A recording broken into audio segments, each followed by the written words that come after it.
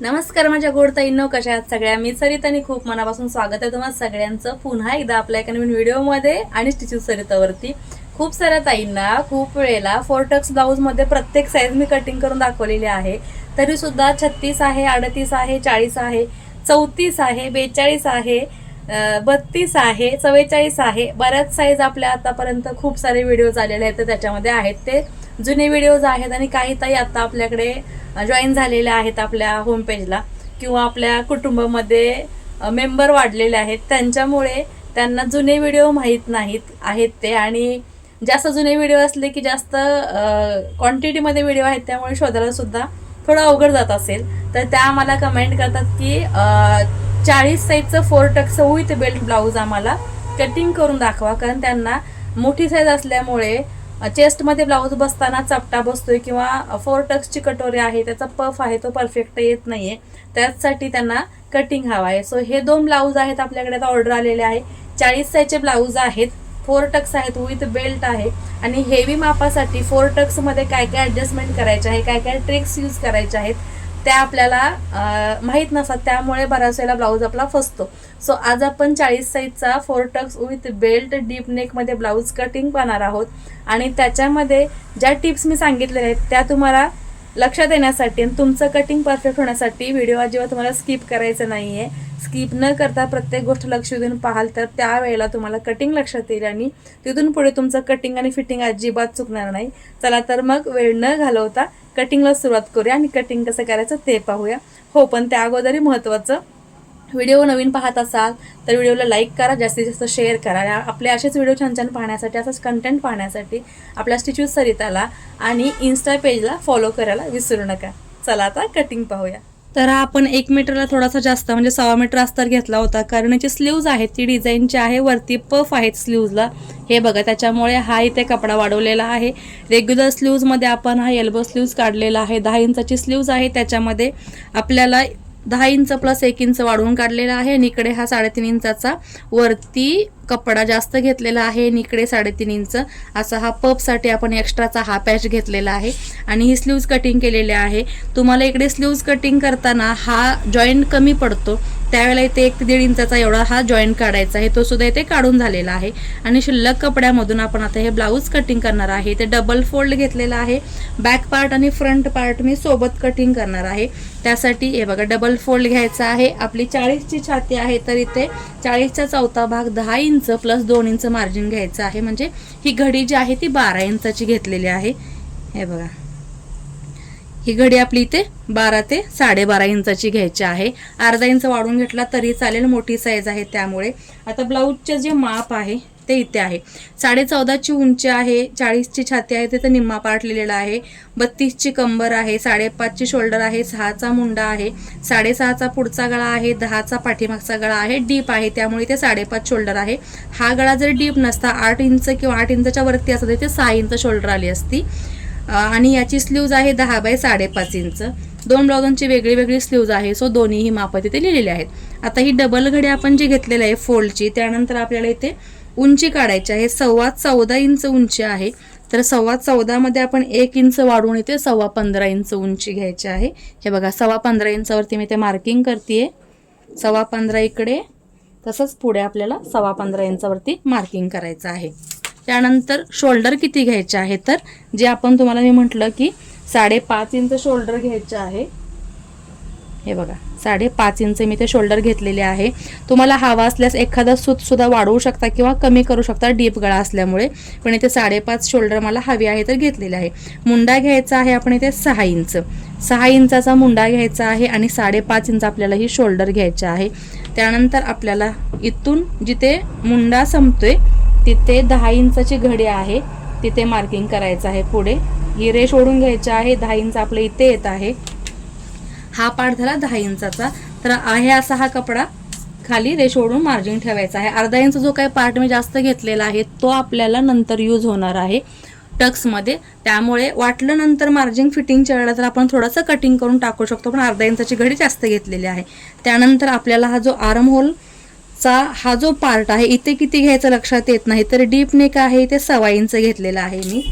Deep neck नसेल तर तुम्ही तिथे 1.5 इंच घेऊ शकता. 1.25 इंच घेतल्यानंतर आपला हा फ्रेंच कर्व आहे त्याने आपल्याला इथे आकार काढायचा आहे. या पद्धतीने हा झाला आपला आर्म होल बॅक साईडचा पार्ट काढताना. आता गळ्याची रुंदी आपण किती देणार आहोत तर 10 इंचचा गळा आहे तर गळा रुंदी तुम्ही ते 2.5 इंच देऊ शकता. जास्त त्यांना ब्रॉड नको आहे, सो 2.25 इंच गळा रुंदी देत आहे. आणि खालचा जो पार्ट आहे गळ्याची रुंदी 10 इंच आहे, 10.5 इंचावरती काढायची आहे कारण कटिंग आपल्याला अर्धा इंच शोल्डर द्यायचा आहे. 3.5 इंचावरती मार्किंग करायचं आहे. हा तुम्ही चौकोन तुम्हाला करायचा असेल करून घेऊ शकता, पट्टीचा यूज सुद्धा करू शकता. आता मी डायरेक्ट इकडे हा पार्ट आहे तो गोल गळा काढणार आहे. सो या पद्धतीने आपल्याला डीप आणि ब्रॉड नेक काढायचा आहे. आता गळा काढून झाल्यानंतर कमरेचा जो टक्स पॉइंट आहे तो आपल्याला 5 इंचावरती घ्यायचा आहे आणि याची लांबी आपल्याला 4.5 इंचावरती घ्यायची आहे. अर्धा इंचाचा हा टक्स पॉइंट दिला की आपल्याला इथून पुढे अर्धा इंच वरती मार्जिन, हे बघा, हे आपल्याला क्रॉस कटिंग करायचं आहे कारण इथे क्रॉस कटिंग केल्यामुळे ब्लाऊज फिटिंगला पाठीमागे छान बसतो. हा झाला आपला बॅक पार्ट 40 साईजसाठी. ओके, इथपर्यंत तुम्हाला कळालं असेल. तर हा आपला बॅक पार्ट इथपर्यंत कटिंग म्हणजे मार्किंग झालेला आहे 4 टक्स ब्लाऊजचा. आता इथून पुढे तुम्हाला जर वाटलं गळा डीप आहे किंवा शोल्डर जास्त वाटते, गळा उतरू नये, तर इकडे तुम्ही 1 पाव इंच किंवा 2 सूत आतमध्ये येऊ शकता या पद्धतीने. तर हे आपलं बॅक पार्ट कटिंग झालेलं आहे म्हणजे ड्राफ्टिंग झालेलं आहे. जिथे आपण 15.25 इंचावरती मार्किंग केलेलं आहे तिथे घडी घालायची आहे पुढचा भाग तयार करण्यासाठी. या पद्धतीने फोल्ड करायचा आहे. पुन्हा याला कमरेची उंची जी आहे एक्झॅक्टली तिथेच आपल्याला हा फोल्ड करायचा आहे. या पद्धतीने इथपर्यंत लक्षात तुमच्या आलेला आहे आय थिंक. आता आपण फ्रंट साईडसाठी काय करणार आहोत, हा आपला बॅक पार्ट आहे म्हणजे ही जी मार्किंगची लाईन आहे हा बॅक पार्ट आहे. इथून आपल्याला पुढच्या गळ्यासाठी पुन्हा 1 इंच वाढवायचा आहे. म्हणजे बघा 15.25 इंच घेतलेला आहे तिथे आपल्याला त्या 16.25 इंच घ्यायचा आहे. 16.25 इंच म्हणजे 1 इंच पुन्हा वाढला तर इथे आपण 1 इंच वाढवून घेतलेला आहे. म्हणजे पूर्ण ब्लाऊजच्या उंचीमध्ये बॅक पार्ट जर आपला 14.25 इंच तयार आहे तर कटिंग आपण बॅक पार्टला 15.25 इंच केलेले आहे आणि फ्रंट पार्टला 1 इंच वाढवून 16.25 इंचावरती आपण मार्किंग केलेलं आहे. आता याच पद्धतीने आपल्याला पूर्ण कटिंग करून घ्यायचं आहे. हा पार्ट जो आहे एक्स्ट्राचा जो घेतलेला आहे अर्धा इंच त्यासहित मी हे कटिंग करत आहे. बरोबर आपल्या मार्किंगवरती हे कटिंग होते. त्यानंतर सेंटरला नॉच द्यायचा आहे. गळ्याची रुंदी जिथे घेतलेली आहे तिथे नॉच द्यायचा आहे आणि बॅक पार्ट वेगळा काढायचा आहे. बॅक पार्ट हा वेगळा निघालेला आहे. इथे एक नॉच द्यायचा आहे आणि अर्धा इंच आपण जे वरती घेतलेलं आहे क्रॉसमध्ये तिथे सुद्धा हे कटिंग करून काढून टाकायचं आहे. हा झाला आपला बॅक पार्ट कटिंग. त्यानंतर आता फ्रंट पार्टवरती आपल्याला माप काढायचा आहे किंवा ड्राफ्टिंग करायचं आहे.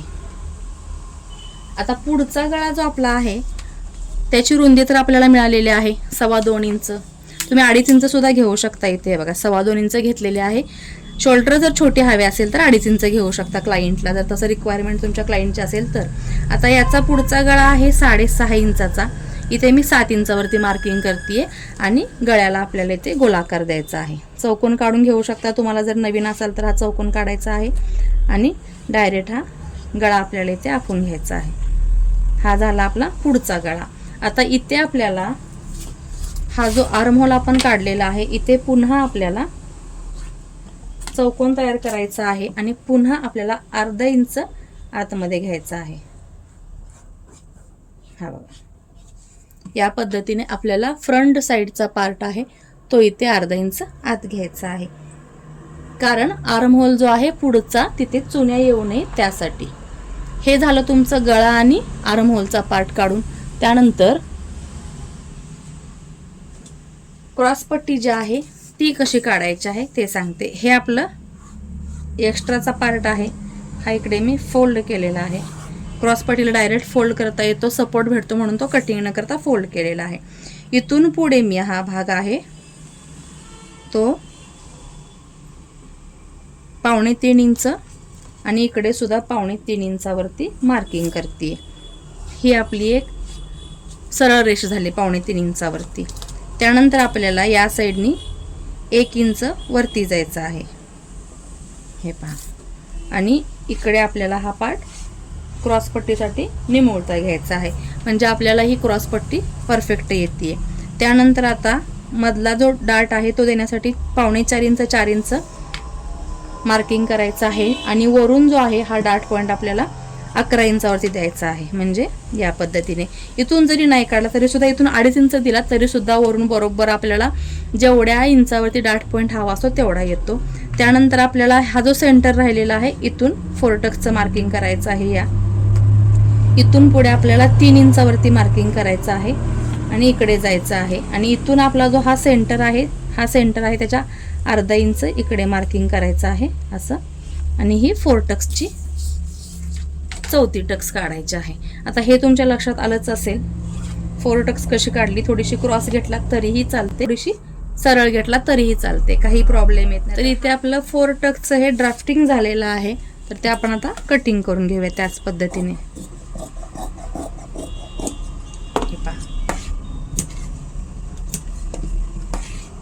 टक्सला नॉच द्यायचे आहेत. हा अर्धा इंचाचा पार्ट आहे आर्म होलचा पुढच्या साईडचा, तो कटिंग करून घ्यायचा आहे. आणि इथे आपल्याला जो आपण गळा मार्किंग केलेला आहे तो सुद्धा कटिंग करून घ्यायचा आहे. मध्येच लाईट गेलेली आहे त्यामुळे थोडासा प्रकाश आपला इथे कमी झाले.